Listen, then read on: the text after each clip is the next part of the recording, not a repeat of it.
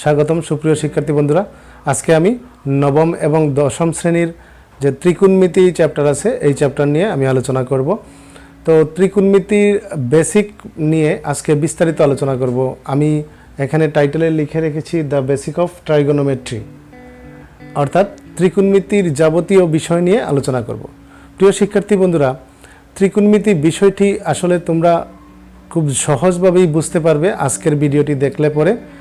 সাধারণত ত্রিকোণমিতির বিষয়গুলো যদি ভালো করে বুঝতে পারা যায়, ত্রিকোণমিতি সম্পর্কে যদি বেসিক জ্ঞান থাকে, তাহলে তোমরা ত্রিকোণমিতি সম্পর্কে যাবতীয় অঙ্ক করতে পারবে খুবই ইজিভাবে।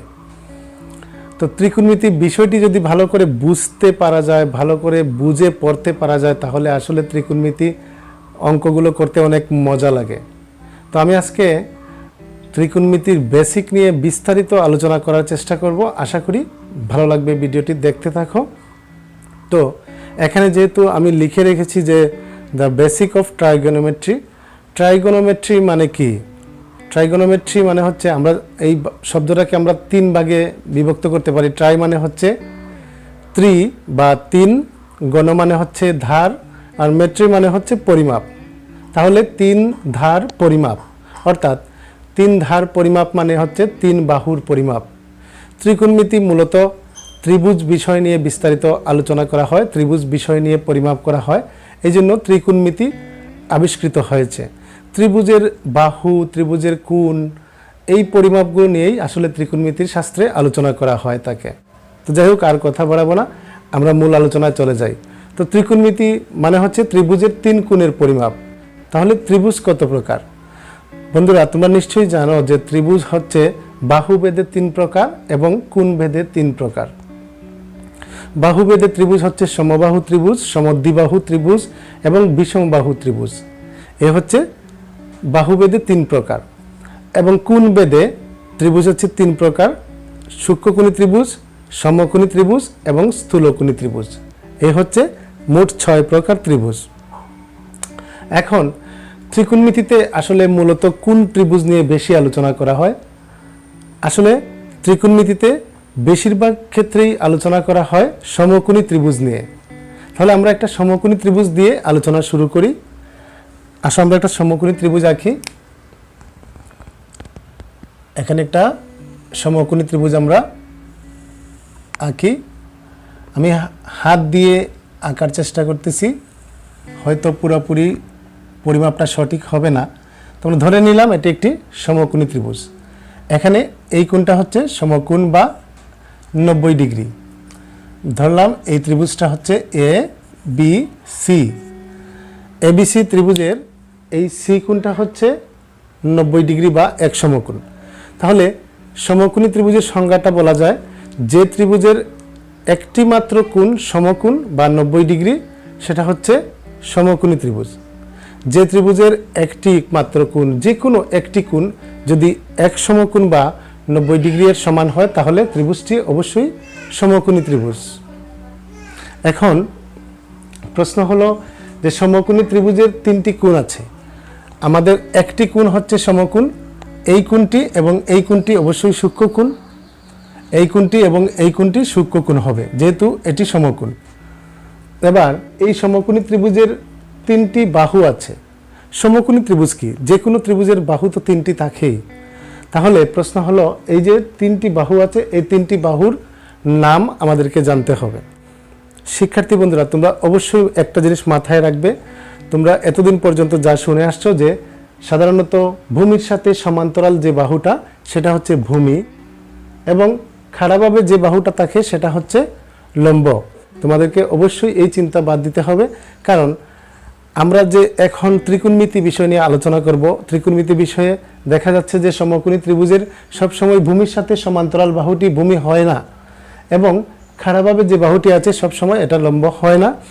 এই লম্ব এবং ভূমি পরিবর্তনশীল। তাহলে এটা কিভাবে? আসো আমরা এটা দেখি। তো এই যে সমকোণী ত্রিভুজের তিনটি বাহু আছে বা ত্রিভুজের তিনটি বাহু থাকে, তো তিনটি বাহুর তিনটি নাম থাকে। এখানে যে সমকোণ আছে, সমকোণের বিপরীত বাহুটা হচ্ছে অতিভুজ। আমরা জানি যে সমকোণী ত্রিভুজের সমকোণের বিপরীত বাহু হচ্ছে সবথেকে বৃহত্তম বাহু। তাহলে এই সমকোণের বিপরীত দিকের যে বাহু, এই যে এবি বাহুটা, এটা হচ্ছে সমকোণের বিপরীত দিকে বাহু। এই বাহুটা সব থেকে বড় বাহু, তিনটি বাহুর মধ্যে সব থেকে বৃহত্তম বাহু হচ্ছে এবি বাহু। এটার নাম অতিভুজ। অতিভুজ ইংরেজিতে এটাকে বলে হাইপোটেনাস।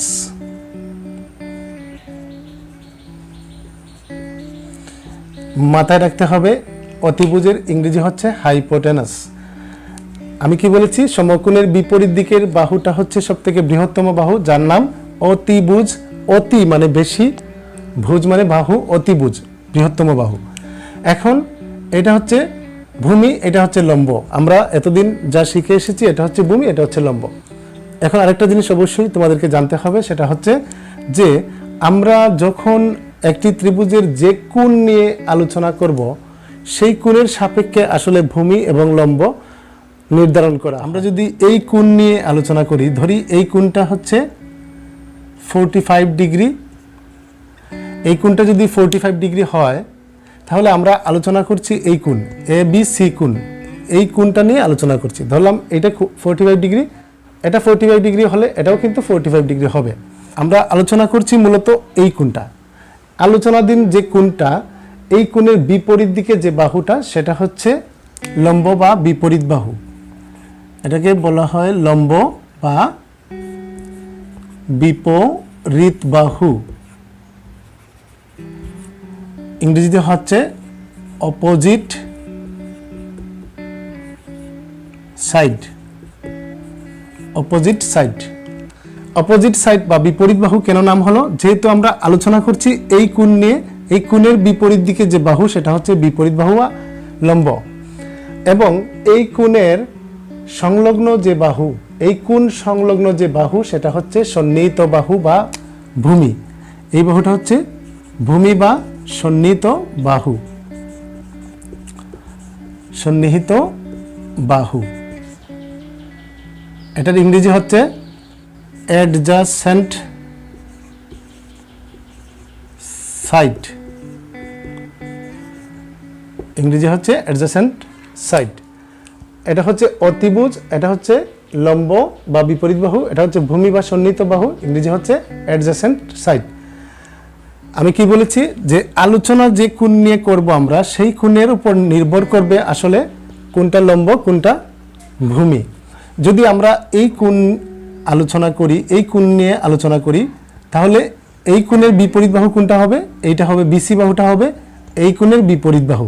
তাহলে এই ক্ষেত্রে এইটা হবে লম্ব বা বিপরীত বাহু, এইটা হবে ভূমি।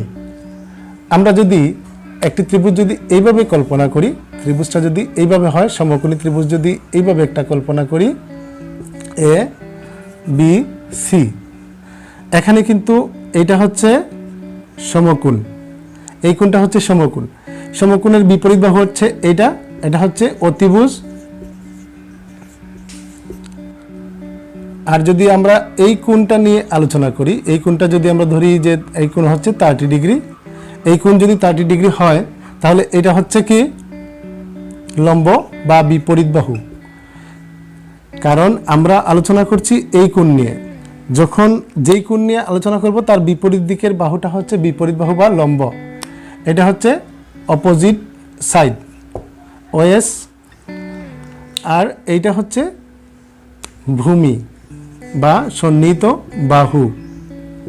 ভূমি বা সন্নিহিত বাহু, অ্যাডজাসেন্ট সাইড। আশা করি তোমরা বুঝতে পেরেছ। এখন ত্রিভুজ যে কোনো ধরনের হোক না কেন, যদি সমকোণী ত্রিভুজ হয় এবং আলোচনাধীন কোণ দেওয়া থাকে, তাহলে সেই কোণের উপর ডিপেন্ড করবে আসলে কোনটি ভূমি এবং কোনটি লম্ব। আমরা ধরি যে এইভাবে একটা কোণ দেওয়া আছে, ধরলাম এটা একটা সমকোণ, এই কোণটা হচ্ছে সমকোণ। এটা ধরি এ, এটা বি, এটা সি। এই যে সি কোণটা হচ্ছে সমকোণ। যদি সি কোণ সমকোণ হয়, তাহলে এটা হচ্ছে অতিভুজ। আর যদি এইটা আলোচনাধীন কোণ থাকে, মনে করো এটা হচ্ছে 45 ডিগ্রি, এটা যদি 45 ডিগ্রি কোণ হয় আর আলোচনাধীন কোণ এইটা যেহেতু, সেহেতু আমাদের বিপরীত বাহু হচ্ছে এইটা। এটা হচ্ছে অপোজিট সাইড, আর এটা হচ্ছে অ্যাডজাসেন্ট সাইড। এটা হচ্ছে ভূমি, এটা হচ্ছে লম্ব। এই হচ্ছে আমাদের তিনটি বাহুর পরিচয়। আমরা ত্রিভুজ যে কোনো ধরনেরই পাই না কেন, যখন যেই কোণ নিয়ে আলোচনা করা হবে সেই কোণের উপর ডিপেন্ড করে আমরা তিনটি বাহু নির্ধারণ করতে পারবো। এবার আমরা পরবর্তী আলোচনায় যাই। শিক্ষার্থী বন্ধুরা, আমরা যেহেতু তিনটি বাহু এখানে পেয়েছি, তিনটি বাহুকে মূলত একটি দ্বারা অন্যটিকে যদি ভাগ করা যায় তাহলে এক একটি অনুপাত পাওয়া যায়।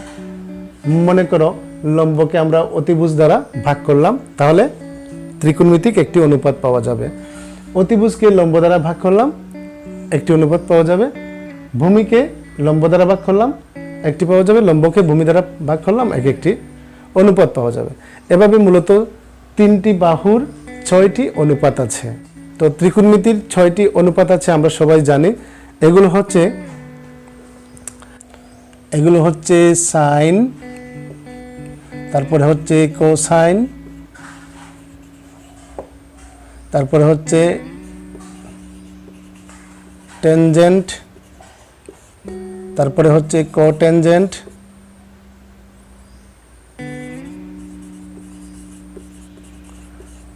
তারপরে হচ্ছে সেকেন্ড, তারপরে হচ্ছে কোসেকেন্ট। এই হচ্ছে মূলত 6টি অনুপাত।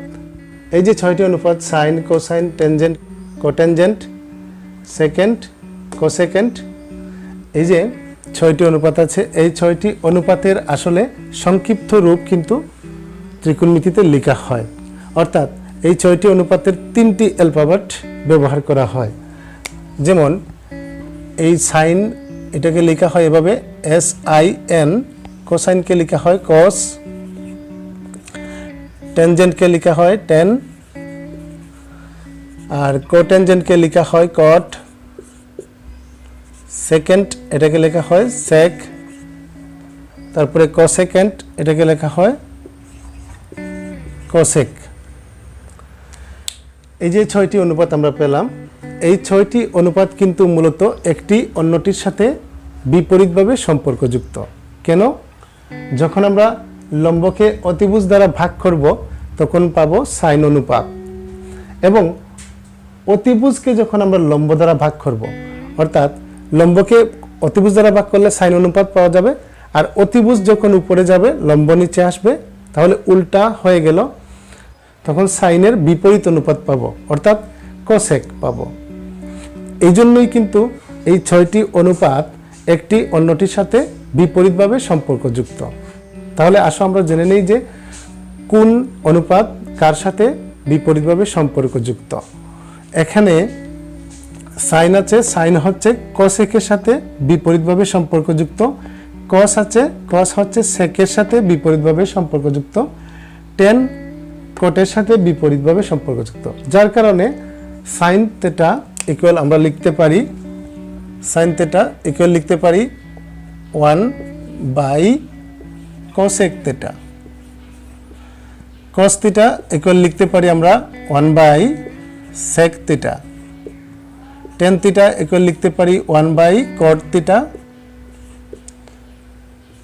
আর কট থিটা ইকুয়াল লিখতে পারি 1/টেন থিটা। আর সেক থিটা ইকুয়াল লিখতে পারি 1/কস থিটা। কোসেক থিটা ইকুয়াল লিখতে পারি 1/সাইন থিটা। এই হচ্ছে বিপরীতভাবে সম্পর্কের রূপরেখা বা নমুনা। এইভাবে কিন্তু আমরা ত্রিকোণমিতির 6টি অনুপাতের প্রাথমিক সূত্রগুলো গঠন করতে পারি। তাহলে ত্রিকোণমিতির 6টি অনুপাতের প্রাথমিক সূত্রগুলো পেয়ে গেলাম। আমি যে বলেছিলাম যে এই অনুপাতগুলো মূলত কিভাবে পাই, এই যে লম্বকে যদি আমরা অতিভুজ দ্বারা ভাগ করি তাহলে কিন্তু সাইন অনুপাতটা পাই। আমার প্রিয় শিক্ষার্থীরা, তোমরা নিশ্চয়ই জেনেছ বা শুনেছ যে সাগরের লবণ অতি কবরে ভূত আছে, বা ভূত অতি টেরা লম্বা ভূত, এই বাক্যগুলো তোমরা নিশ্চয়ই শুনেছ। এই বাক্যগুলো থেকে মূলত সূত্র গঠন করা যায়। কিন্তু কথা হলো, এই যে সাগরের লবণতি, সাইন থিটা ইকুয়াল লম্ব বাই অতিভুজ, এটা কেন হলো? এই যে আমি বলেছিলাম যে সাইন 45 ডিগ্রি যখন আমরা চিন্তা করব বা সাইন থিটা যখন আমরা চিন্তা করব, সাইন 45 ডিগ্রি যখন চিন্তা করব তখন লম্ব বাই অতিভুজ এর মধ্যে সম্পর্ক হবে। এইভাবে কিন্তু আসলে সূত্র গঠন করা যায়। তাহলে আসো আমরা বাহুগুলোর সূত্র দেখে নিই।